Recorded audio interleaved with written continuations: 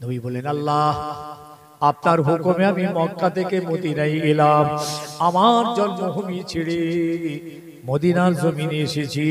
আল্লাহ আবু জেহেল বলে কিনা মদিনা থেকে আমাকে বার করে দেবে, ও নাকি ইজ্জতওয়ালা, আমি নাকি জিল্লাতওয়ালা। আল্লাহ পাক আমার হাবিবকে সান্ত্বনা দেওয়ার জন্য বললেন, ও নবী আপনি তার কথায় কিছু নেবেন না, শুনে রাখুন, ওয়ালিল্লাহিল ইজ্জাতু ওয়া লিরাসূলিহি ওয়ালাকিন্নাল মুনাফিকিনা লা ইয়াফকাহুন। ও নবী মনে রাখবেন, ইজ্জত হলো আল্লাহ আল্লাহর রাসূলের জন্য।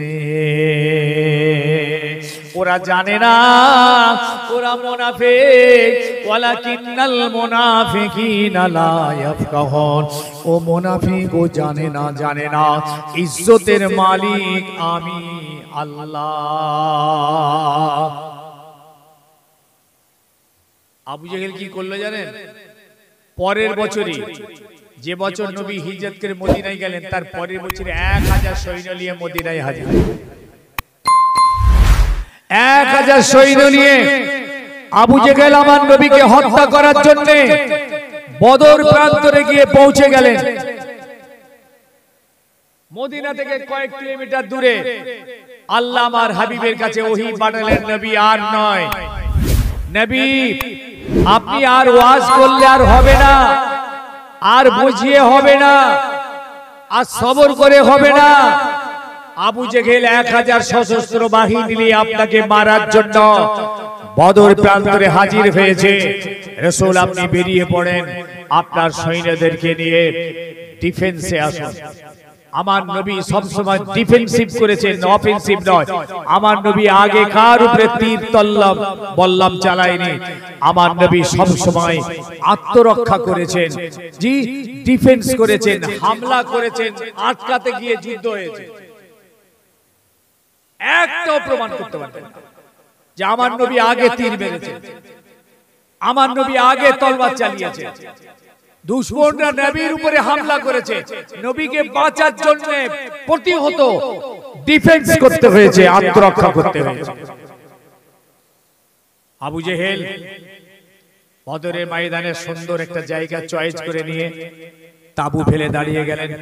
আমার নবীর কাছে খবর এলো, আমার নবী খুব চিন্তায় পড়ে গেলেন, কি করব, এই তো মাত্র 313 জন ঈমান এনেছে, ঈমানের বয়সটাও বেশি নয়, দুর্বল ঈমান, এদেরকে নিয়ে আমি যুদ্ধের ময়দানে কি করে যাব, এদেরকে আমি যুদ্ধের কথা বলবো কি করে?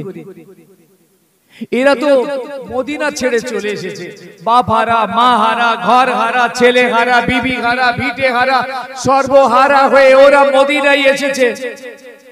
মদিনায় এসে ওরা রাসূলকে পেয়েছে। এখন যদি আমি ওদেরকে বলি চলো আজকে বদরের ময়দানে গিয়ে যুদ্ধ করে তোমাদের জীবন দিতে হবে, ওরা কি ময়দানে যাবে না পিছু হটবে? ওরা কি লড়াই করবে না পালিয়ে যাবে? আমার নবী এই চিন্তায় বিভোর হয়ে গেলেন। হাদিস পাক এসেছে, রাসূলুল্লাহর এই মুখমণ্ডলে না কোনো হাসি বলেছিল না। এই বুখারীর হাদিস বলছি আপনাদের, দেখেন ইসলাম কিভাবে এসেছে, এই কথাটা ভালো করে খেয়াল করো, কিভাবে আমরা পেয়েছি। আজকে তো আমরা ইসলামের কোনো কদরই নেই, না হালাল না হারাম, না পাক না পাক, হক না হক, ন্যায় অন্যায়, সত্য মিথ্যা, কোনো কিছুই আজ আমরা পরোয়া করছি না। জোর জুলুম যা খুশি তাই করে বেড়াচ্ছি। ইসলাম তো আমরাই শহীদ করে দিলাম, পৃথিবীতে উঠে পড়া লেগেছে ইসলাম মিটিয়ে দেবে। দেখছেন না মসজিদ ভেঙে গুড়িয়ে দিচ্ছে, মাদ্রাসা ভেঙে গুড়িয়ে দিচ্ছে, দেখছেন না কোরআনের উপরে পিচ্ছাপ করছে, লাথি মারছে, ছিঁড়ে ফেলছে, পুড়িয়ে দিচ্ছে। সারা পৃথিবী উঠে পড়া লেগেছে। প্যালেস্টাইনের জমিনে 30,000, 31, 32,000 কিছু কম বেশি ইমানদারকে শহীদ করে দিয়েছে ওই ইহুদি জাত। ওরা কি লড়াই করছে? লড়াইয়ের নাম দিয়ে ইমানদারদেরকে শহীদ করে দিচ্ছে। 1,500-এর উপর মসজিদ, মাদ্রাসা, মসজিদ প্যালেস্টাইনের জমিনে ভেঙে সমান করে দিয়েছে। আজকে সারা পৃথিবী, আসামে 1000 মাদ্রাসা বন্ধ করে দিয়ে স্কুল করেছে। কি বলছেন? এই পরিস্থিতির মাঝখানে আজকে দেখছেন না আপনারা তো সোশ্যাল মিডিয়ায় দেখছেন কি ধরনের অত্যাচার চলছে মুসলমানদের উপরে। সেই পরিস্থিতিতে দাঁড়িয়ে আজকে আমার ঘরের ছেলেরা যদি আমাদের ইসলামকে আমরাই যদি শহীদ করে দিই, দেখুন সেই ইসলামকে বাঁচাতে যাচ্ছে আমার নবী। সাহাবাদের ডাকলেন, ও আমার সাহাবীরা, বাবারা এখানে এসো, আল্লাহ পাক হুকুম পাঠিয়েছেন আবু জেহেল মদিনা থেকে কিছু দূরে বদরের ময়দানে খিমা ফেলেছে, 1000 সশস্ত্র বাহিনী নিয়ে মদিনা উড়িয়ে দেবে, ইসলাম মিটিয়ে দেবে, তোমাদের নবীকে খতম করে দেবে। তাই আল্লাহ পাক জানিয়েছেন আবু জেহেলের সঙ্গে মোকাবেলায় ডিফেন্সে যেতে হবে, প্রতিহত করতে হবে, আত্মরক্ষা করতে হবে। ও আমার সাহাবীরা, তোমরা কি বলছো বলো, তোমাদের নবীকে জবাবটা দাও। রাসূল মতামত চাইছেন। এটা গণতন্ত্র, ইসলাম গণতন্ত্রে বিশ্বাসী। আমার নবী তো বলতে বলতে তোমাদেরকে যেতেই হবে, কোনো কথা নেই আমার অর্ডার। নবী এটা বলেননি, নবী বললেন তোমাদের মতামতটা আমাকে শোনাও, তোমরা কি বলছো বলো। এটা হচ্ছে গণতন্ত্র। আজকে তো ইসলামে গণতন্ত্র বলে আর কিছু রেখেছে, বলে আমি শেষ কথা, আমি যা বলবো তাই, আমার কথাই ফাইনাল। এটা হচ্ছে এখন এক তন্ত্র, ডিক্টেটরশিপ, এটা হারাম। আমার নবী ইন্তেকালের মুহূর্তে সাহাবীদেরকে বললেন, আমার পরে আমার জায়গায় তা তিনিই বসবেন যাকে জনগণ পছন্দ করবে। কথা শুনছেন নাকি? আমার নবী কারো নাম উল্লেখ করে যাননি। সাহাবারা জিজ্ঞেস করে, হুজুর একজনের, আপনি একজনকে ঠিক করে দেন, কে আপনার জায়গায়? বলে আমি জানি না, জনগণ যাকে পছন্দ করবেন তিনি। বলুন সুবহানাল্লাহ। দেখেছেন নবী তো বলতে পারতেন আমার জায়গায় আমার জামাই আলী বসবে, আমার জায়গায় আমার নাতি হোসেন বসবে, বলতে পারতেন, বললেন না। আবু বকর সিদ্দিক এলেন, সবাই মিলে আবু বকর সিদ্দিককে নিয়ে এলেন। আবু বকর সিদ্দিক ইন্তেকাল হয়ে যাচ্ছেন, বলে হুজুর আপনার জায়গাটায় কাকে বসানো হবে একটা ঠিক করে দেন। আবু বকর সিদ্দিক একই কথা বললেন, জনগণ যাকে পছন্দ করবে। তাহলে আবু বকর সিদ্দিক বলতে পারতেন আমার বড় ছেলে আব্দুর রহমান ইবনে আবি বকর, একদম যোগ্য সাহাবী, জলিল কাদের সাহাবী, বলতে পারতেন আমার ছেলে, বড় ছেলে আমার জায়গায় বসবে। কিন্তু হুজুর তা বললেন না, বলে জনগণের রায়। আমার কথা কি বুঝতে পারছেন? আবু বকর সিদ্দিকের পরে হয়তো ওমরকে সবাই মিলে নির্বাচন করলেন, ওমর তখন খলিফা হলেন, ওমর তখন শহীদ হয়ে গেলেন, ইন্তেকাল হয়ে যাবেন। সবাই বললেন হুজুর আপনার জায়গায় কাকে বসানো হবে? ওমর তখন বলতে পারতেন আমার ছেলে, আমার ছেলে আব্দুল্লাহ ইবনে উমর। বললেন না, উনি একই উত্তর দিলেন, জনগণ যাকে পছন্দ করবে, জনগণের ভোটে যিনি নির্বাচিত হবেন, এই হচ্ছে গণতন্ত্র। ভাই আমি কি বুঝাতে পারছি? হযরত ওমর তখন ইন্তেকালের পরে হযরত উসমান রাদিয়াল্লাহু খলিফা করা হলো। সবাই উসমান শহীদ হয়ে যাচ্ছে, হুজুর একজন কাউকে, একই উত্তর, সবাই মিলে আলীকে করলেন। এই হচ্ছে গণতন্ত্র। আমার নবী সাহাবীদের বলছেন তোমাদের মতামতটা দাও। এইবার সাহাবীরা মতামত জানাচ্ছেন, দেখুন। ইয়া রাসূলুল্লাহ, ইয়া হাবিবাল্লাহ, আমরা তো আপনাকে পেতে গিয়ে বাবারা মাহারা, ঘর হারা, ছেলে হারা, বিবি হারা, ভিটে হারা, সর্বহারা হয়ে আপনাকে পেয়েছি। ইয়া রাসূলুল্লাহ, আপনাকে পেতে গিয়ে মার খেয়েছি, চাবুক খেয়েছি, হাতে পায়ে দড়ি পড়েছি, উত্তপ্ত বাড়ির উপরে শুয়েছি। ইয়া রাসূলুল্লাহ, আপনাকে পেয়ে সব ভুলে গেছি। ইয়া রাসূলুল্লাহ, আপনাকে ছাড়া আমাদের আর কিছুই নেই। যখন হুকুম হয়েছে ইয়া রাসূলুল্লাহ আপনি বদরের ময়দানে চলুন, কোনো চিন্তা করবেন না, আমরা সবাই আপনার সামনে, আপনার পিছনে, আপনার ডায়ে, আপনার বায়ে, সব সময় আপনার সঙ্গে রইলাম। সাহাবীদের ঈমান দেখেন, ঠোঁট, এটা ঠোঁট দিয়ে মহব্বত। অন্তরে মোহাব্বত আছে, ঠোঁটে বহিঃপ্রকাশ। ইয়া রাসূলুল্লাহ ইযহাব ওয়া নাহনু আমামাকা ওয়া খালফাকা ওয়া ইয়ামিনিকা ওয়া ইয়াসিরিকা। ইয়া রাসূলুল্লাহ আপনি চলুন, আমরা সবাই আপনার সামনে, আপনার পিছনে, আপনার ডায়ে, আপনার বাঁয়ে, সব সময় আপনার সঙ্গে রইলাম। জোরে বলেন। এরপরও ওই মুহূর্তে একজন সাহাবী কি বললেন জানেন? বলে ইয়া রাসূলুল্লাহ আমরা তো মুসা নবীর উম্মতের মতন নই। আমরা আপনার উম্মত, আমরা মুসা নবীর উম্মতের মতন নই। কিন্তু কেন? এক তারিখে মুসা আলাইহিস সালাম তার কিছু উম্মতকে নিয়ে একটা যুদ্ধে গিয়েছিলেন। আর যুদ্ধের ময়দানের কাছাকাছি যেই মুসা ইসলামের উম্মত বনি ইসরাইল ওই কম কি বললে জানেন? এই মুসা, এই লড়াই আমরা করব না, এর ভিতরে আমরা যাব না, এই জীবন দিতে পারবো না। এক কাজ করেন, আপনি আর আপনার খোদা দুজনে যে লড়াই করেন গে যান, আমরা এখানে বসে রইব। কে বলছে? কারা বললো? মুসা নবীর উম্মতেরা মুসা নবীকে বলছেন ইযহাব আনতা ওয়া রাব্বুকা ফাকাতালা ইন্না হাহুনা কায়েদুন। এই মুসা, তুই তোর খোদা দুজনে লড়াই করবে যা, আমরা এখানে বসে রইব। মুসা আলাইহিস সালাম অবাক হয়ে গেলেন, পরেশান হয়ে গেলেন। ইন্না লিল্লাহ, কি মুসিবত! যুদ্ধের ময়দানের কাছে এসে বলছে আমরা যাব না।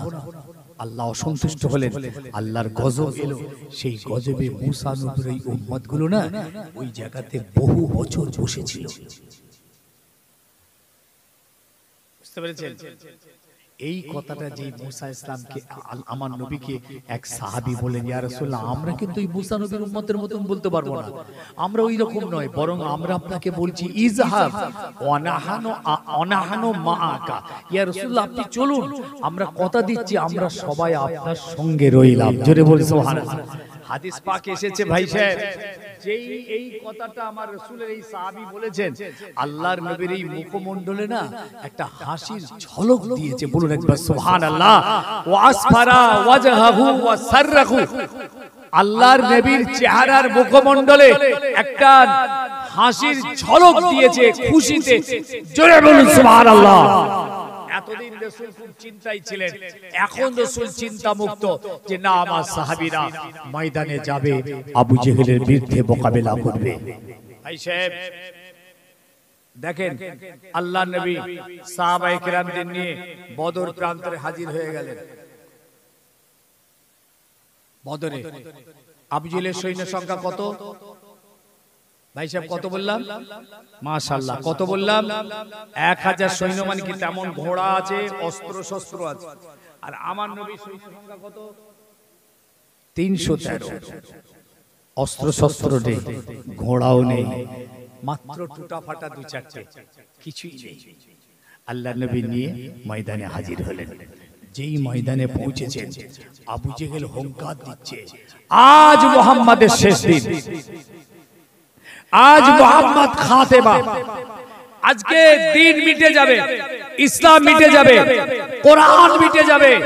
আজকে বদরের ময়দানে শরাব পান হবে, বদরের ময়দানে মেয়েদের দিয়ে নাচ হবে, আজকে ইসলাম চুরমার হয়ে যাবে। এই অহংকারের সঙ্গে আবু জেহেল উটের উপরে বসে হুঙ্কার দিচ্ছে। আর আমাদের নবী, নূর নবী, চাঁদ নবী মুহাম্মদুর রাসূলুল্লাহ, সকলে বলেন সাল্লাল্লাহু আলাইহি ওয়াসাল্লাম, সাহাবায়ে কিরামদের দাঁড় করিয়ে দিয়ে হুজুর নিজে তাঁবুর মধ্যে ঢুকলেন। তাঁবু বোঝেন তো? যুদ্ধের ময়দানে যে তাঁবুগুলো খাটানো হয়, তাঁবুর মধ্যে ঢুকে গেলেন। সাহাবীরা বাইরে দাঁড়িয়ে আছে, আবু জেহেল সব দাঁড়িয়ে আছে, আমাদের সেনাপতি তাঁবুর ভিতরে।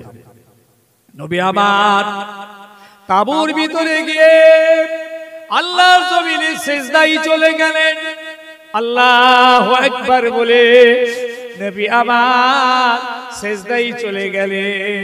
সিজদায় গিয়ে আল্লাহর কাছে কান্নাকাটি করতে লাগলেন, ওগো আল্লাহ, আজকে এই বদরের ময়দানে আপনি সাহায্য আসমান থেকে যদি না পাঠান, আল্লাহ গো এই 313 জন যদি আজকে শহীদ হয়ে যায়, আর আল্লাহ বলার কেউ থাকবে না, কলমা পড়ার কেউ থাকবে না, ইসলাম চিরতরে মিটে যাবে। ও আল্লাহ, এই মাত্র 313 জন ঈমান এনেছে, আপনি আসমান থেকে সাহায্য নাযিল করুন। আল্লাহ, আপনার সাহায্য ছাড়া এই ময়দানে মোকাবেলা সম্ভব নয়। আল্লাহর হাবিব সিজদায় পড়ে আছেন, রাসূল আমার মাথা তুলছেন না। কি ভাবছেন আজকে ফিরি ফিরি পেয়ে গেছি? ইসলাম কিভাবে এসেছে আমাদের কাছে? রাসূলের এই কান্না, দিন বাঁচানো, কোরআন বাঁচানো, শরীয়তকে জিন্দা করা, পৃথিবীর দরওয়াজায় দরওয়াজায় ইসলামকে পৌঁছে দেওয়া, কোরআনকে পৌঁছে দেওয়ার কান্না। রাসূল কাঁদছেন, অনেকক্ষণ ধরে কাঁদছেন, মাথা হুজুর তুলছেন না। হযরত আবু বকর সিদ্দিক রাদিয়াল্লাহু তাআলা আনহু আস্তে আস্তে আস্তে আস্তে এসে তাঁবুর ভিতরে ঢুকে রাসূলুল্লাহর মোবারক হাতটা আস্তে করে ধরেছেন। ফাখাযা বিয়াদিহি ওয়া ক্বাল হাসবুকা। হুজুরের মোবারক হাতটা ধরে বলছে, ইয়া রাসূলুল্লাহ, হয়েছে, এবার আপনি মাথাটা তুলুন। হুজুর অনেকটা সবাই পার হয়ে গেছে, ইয়া রাসূলুল্লাহ আপনি মাথাটা তুলুন। আর ঠিক ওই মুহূর্তে নবী কি বলছিলেন জানেন? আল্লাহুম্মা ইন শি'তা লাম তু'বাদ। এইটুকু বলেছে, ও আল্লাহ, যদি আপনি চান যে আপনার পৃথিবীতে আপনার ইবাদত আর হবে না, আপনার সেজদার হবে না, তাহলে এই বদরের ময়দানে আপনি আমাদেরকে শহীদ করে দিন। এই কথা রাসূল বলছিলেন, সিদ্দিক একবার গিয়ে হাতটা ধরে ফেললেন। ইয়া রাসূলুল্লাহ, হয়েছে হুজুর, আপনি এবার মাথাটা তুলুন। নবী কিন্তু মাথা তুললেন না। আজকে আমার ছেলেদেরকে, আমার ভাইদের, আমার যুবকদের, আমার বাড়ির মা বোনদেরকে এখনো নামাজের কথা বলতে হবে। ১৫০০ বছরে নামাজের ওয়াজ হচ্ছে পৃথিবীর জমিনে। আর আপনি তো ওয়াজ শুনতে শুনতে শুনতে শুনতে প্রায় ৬০ বছর পার করে দিয়েছেন। ৬০ বছর ধরে আপনি ওয়াজ শুনছেন, ৩০,০০০ আলেমের ওয়াজ শোনা হয়ে গেছে আপনার, এখনো পর্যন্ত আপনাকে নামাজটা পড়ানো গেল না। খারাপ লাগছে ভাই? অসুবিধা হচ্ছে নাকি? আমি এইসব কথা বলি তো মুশকিল, সমস্যা নাকি? ছেড়ে দেবো নাকি? কি বলছেন? কি বলবো? কি বলবো? বাঁচার জন্য বলছি। আমাদের পীর মুর্শিদরা এই কথা বলে গেছে, সাহাবারা বলেছেন, নবীরা বলেছেন, উলামারা বলেছেন, আলেমে হাক্কানিরা বলেছেন, আজকেরও আলেম হাক্কানি, আলেম উলামারা এই কথাই বলে যাচ্ছেন, কিয়ামত পর্যন্ত এই কথাটাই হবে। আল্লাহর হাবিব দুই জাহানের বাদশা মাথা তুলছেন না, অনেকক্ষণ ধরে কাঁদছেন। জিবরিল আমিন এলেন। এই কথা শুনছেন? জিবরিল আমিন, ইয়া রাসূলুল্লাহ, ইয়া হাবিবাল্লাহ, হুজুর আপনি মাথাটা তুলুন, অনেকটা সময় পার হয়ে গিয়েছে। ওগো আল্লাহর নবী, আল্লাহ পাক জানিয়েছেন আপনি এমন করে আর কাঁদবেন না, আপনার কান্না আল্লাহ সহ্য হবে না, আপনার এই কান্না আল্লাহ দরবারে কবুল হয়ে গিয়েছে। ইয়া রাসূলুল্লাহ, আপনি মাথাটা তুলুন। আল্লাহ পাক আরো বলেছেন, আজকের এই বদরের ময়দানে, এই যুদ্ধের ময়দানে আপনাকে একা ছেড়ে দেননি, স্বয়ং আল্লাহ পাক আপনার সঙ্গে রয়েছে। ইয়া রাসূলুল্লাহ, আপনি মাথাটা তুলুন। আল্লাহ পাক আরো জানিয়েছেন, আজকের এই ময়দানের কামিয়াবির ঝান্ডা, জয়ের ঝান্ডা আল্লাহ পাক আপনার হাতে দান করে দিয়েছে। আল্লাহর হাবিব মাথা তুললেন, শুকরিয়া আদায় করলেন। এত কেঁদেছেন, চোখের পানি বালি ভিজে পেশানিতে লেগেছে। শুকনো বালি তো, মরুভূমির ফাঁকা মাঠ, কাঁদছেন হুজুর, চোখের পানিটা পড়ছে, ভিজে গেছে। ভিজে যে না রাসূলুল্লাহর এই পেশানিতে, শুকনো বালি তো ধরবে না, ভিজে বালি ধরেছে, কিতাবে লিখছে। হুজুর বেরিয়ে আসছেন, এই ছেলেরা, আল্লাহর হাবিব তাবুর ভিতর থেকে বেরিয়ে আসছেন, খুব মিজাজে বেরিয়ে আসছেন, খুব জজবাইতে বেরিয়ে আসছেন। বাইরে বেরিয়ে এসে বললেন, সায়াহজুমুল জুমু ওয়া ইউআল্লুনা দুবুর। আল্লাহর হাবিব ওই আবু জেহেলের দিকে তাকিয়ে বললেন, সায়াহজুমুল জুমু ওয়া ইউআল্লুনা দুবুর। ওই দলটা তাড়াতাড়ি ধ্বংস হবে, ওই দলটা তাড়াতাড়ি পিছু হটবে। এই কথা বলে আল্লাহর নবী এক মুঠো বালি হাতে নিয়ে শাহেদ তাল ওযু বলে ফুঁক দিয়ে এই আবু জেহেলের সৈন্যদের দিকে রাসূলুল্লাহ ছুঁড়ে দিলেন। শুনছেন? এক মুঠো বালি যেই ছুঁড়ে দিয়েছেন, কিতাবে লিখছে, তাফসীরে জালালাইনের ভিতরে লিখছেন, ওই এক মুঠো বালি ওই 1000 সৈন্যের চোখে চোখে পৌঁছে গেছে। আল্লাহু আকবার। এমন কি বলছেন, ওদের কানের মধ্যে ঢুকে গেছে। ভাই, চোখে বালি বললে কি হবে? এমনি লড়াই করতে গিয়ে মাঝে মধ্যে দেখেননি কি করে, লঙ্কার গুঁড়ো নাকি ছোড়ে, নাকি ধুলো না বালি ছুঁড়ে দেয় মারামারি করতে গিয়ে। এই কথা শুনছেন নাকি? হয়তো দেয় না, সব জানে, বলবেন বদমাইশি করতে গিয়ে। আর আমার নবীর এটা একটা কৌশল ছিল। আমার নবী যেই ছুঁড়ে দিয়েছেন, আল্লাহ পাক পরই আয়াত পেশ করে আমার নবীকে জানিয়েছে, নবী ওই যে বালিটা ছুঁড়লে না, ওটা তুমি কিন্তু ছুঁড়ে পৌঁছাতে পারো, ওটা আমি আল্লাহই ছুঁড়ে পৌঁছে দিয়েছিলাম।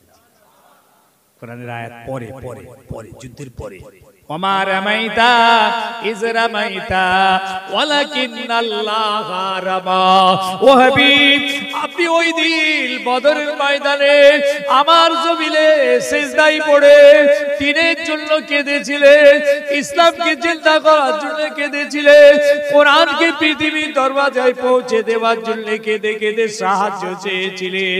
আমি আল্লাহ আপনাকে সাহায্যের ওয়াদা করেছিলাম। এই জন্য এক নম্বর সাহায্য ছিল, আপনি যখন বালিটা ছুঁড়লেন, ওয়ামা রামাইতা ইজ রামাইতা ওয়ালাকিন্নাল্লাহা রামা, বরং আমি আল্লাহ ওই বালিটা ছুঁড়ে তাদের চোখে পৌঁছে দিয়েছিলাম। এটা আমার আল্লাহর এক নম্বর সাহায্য। আমার হাবিবকে কেমন সাহায্য করছেন দেখেন আসমান থেকে। এই জন্য তো আমরা সব সময় আল্লাহর কাছে এই বলে কাঁদছি, আল্লাহ আল্লাহ প্যালেস্তাইনের জমিনে যে অবস্থা হচ্ছে, আল্লাহ আপনি আসমান থেকে সাহায্য করুন, আসমানি মাদদ করুন, ফেরেশতা নামিয়ে দিন। আপনি যেমন বদরে করেছিলেন আল্লাহ, আপনি সেই রকম প্যালেস্তাইনের জমিনে ঈমানদারদের জন্য, শিশু বাচ্চাদের জন্য আল্লাহ আপনি আসমান থেকে ফয়সালা করে দিন আল্লাহ। এই জন্য সারা বিশ্ব এখন দোয়া চাইছে। জানি না আল্লাহ পাকের দরবারে ইলাহিতে কি পৌঁছাচ্ছে না পৌঁছাচ্ছে, কি হচ্ছে না হচ্ছে, খোদাই জানে।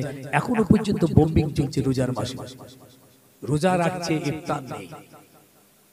আল্লাহু আকবার। বলুন তো, আমরা যখন ইফতার বসে প্লেট নিয়ে বসেছি, তখন আমরা অনুভব করছি তারা পানি খেয়ে, ঘাস খেয়ে, পাতা খেয়ে দেখাচ্ছে, ঘাস ছেড়ে ছেড়ে খাচ্ছে,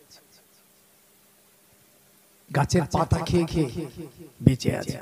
খাদ্য খাবার সব বন্ধ হয়ে গেছে, আর বাচ্চাগুলো কাঁদতেও পাচ্ছে না, কাঁদবার ক্ষমতাও নেই তাদের। কি নিষ্ঠুর পাষাণ এই ইহুদি জাত, রাসূলের জামানা থেকে অত্যাচার করে আসছে এই ইহুদি জাত। সব থেকে কঠিন দুশমন ছিল ইসলামের এই ইহুদি, আজও আছে। ওই ওদের কালচারকে লাথি মারো, ওদেরকে ঘৃণা করো, ঘৃণা করলে ওদের সব ঘৃণা করো। ওরা মদ খায়, ঘৃণা করো, সুদ খায়, ঘৃণা করো, মানুষ হত্যা করে, ঘৃণা করো, ওদের পোশাক পরিচ্ছদকে ঘৃণা করে লাথি মারো, ওদের কালচার কৃষ্টিকে ঘৃণা করে কবর দাও। শুধু ইহুদিকে ঘৃণা করলে হবে না। ইহুদিকে আমরা, ওরা জাহান্নামী, ওরা শয়তান না, ওদের পোশাক পরিচ্ছদ, ওদের খাওয়া দাওয়া, ওদের লাইফ স্টাইল টোটালটাই ঘৃণা করো। আজকে ওই ইসরায়েলের খেজুর জানেন সারা বিশ্বে পৌঁছাচ্ছে, ইসরায়েলের খুরমা রোজাদারদের জন্য। আস্তাগফিরুল্লাহ। বয়কট করেছে না সারা পৃথিবী ওদের পণ্য।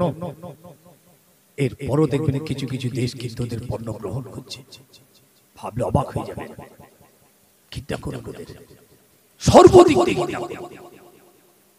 ওরা দাঁড়িয়ে দাঁড়িয়ে খায়। ঘৃণা করো। আমার রাসূলকে মহব্বত করি, রাসূলের আদর্শ মেনে বসে খাও।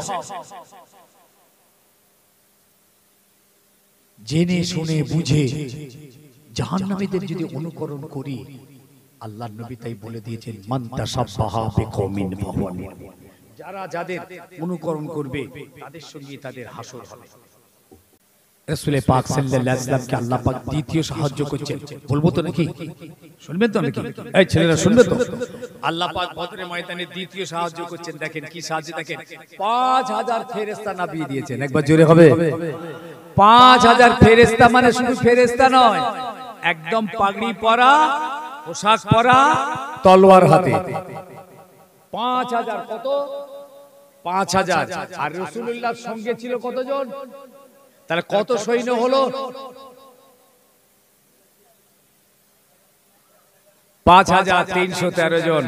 ওই ফেরেশতারা না খালি ধরে ধরে নিয়ে এসে সামনে ধরিয়ে দিচ্ছে। সাহাবীরা বলছে আমরা চিনি না এরা কারা, এদের কখনো দেখিনি, এই রকম চেহারার পাগড়িওয়ালা তলবারওয়ালা, এরা কারা জীবনে দেখিনি। আমাদের সঙ্গে হয়ে আমাদের সামনে খালি দুশমনদেরকে ধরে নিয়ে এসে যেন সামনে দিয়ে দিচ্ছে, আর আমরা খালি সোপাটে চালাচ্ছি। 3 নম্বর সাহায্য। 3 নম্বর, আবু জেহেল যে দিকটা দাঁড়িয়েছিল মনে রাখবেন, এঁটেল মাটি, এঁটেল খুব শক্ত, পায়ের তলাতে টিপ পাচ্ছে। আর আমার নবী যে দিকটা তাবু ফেলেছিলেন এদিকটা ছিল বালি, শুধু বালি আর বালি। পা ঢেসে যাচ্ছে, পা ভেতরে ঢুকে যাচ্ছে। কথা বুঝতে পারছেন? ডিসব্যালেন্স হয়ে যাচ্ছে, ব্যালেন্স রাখতে পারছেন না। আল্লাহ পাক এত পানি দিলেন 17 রমজান, ওই বদরের জমিনে আল্লাহর এত আসমানি পানি হলো, মুষলধার পানি, পানি আর পানি। ওই বালিগুলো জমাটকে জমাটকে আল্লাহর হাবিবের পায়ের তলায় শক্ত মজবুত হয়ে গিয়েছে। আর আবু জেহেলের পায়ের তলাটা আল্লাহ পাক কোরআন পাকের ভিতরে বলে, ও নবী ওই দিন আমি আপনাকে সাহায্য করেছিলাম, এত পানি দিলাম, আপনার সাহাবীরা পানিকে ধরে নিল খাবার জন্য, গোসলের জন্য, ওযু করার জন্য, রুটি বানানোর জন্য পানির দরকার ছিল, আমি সেই পানি দিলাম। আর আপনার পায়ের তলাটাকেও আমি মজবুত করে দিয়েছিলাম। ও বাবাজি, এই যুদ্ধে আবু জেহেলের 70 জন মারা গেল।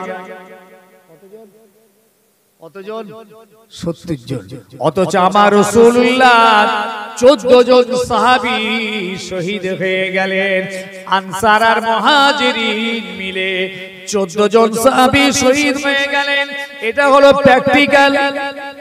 ঠোঁটে মোহাব্বত, অন্তরে মোহাব্বত, প্র্যাকটিক্যালে মোহাব্বত। ইয়া রাসূলুল্লাহ আপনাকে আমরা ভালোবাসি, সব হারা হয়ে আপনাকে পেয়েছি।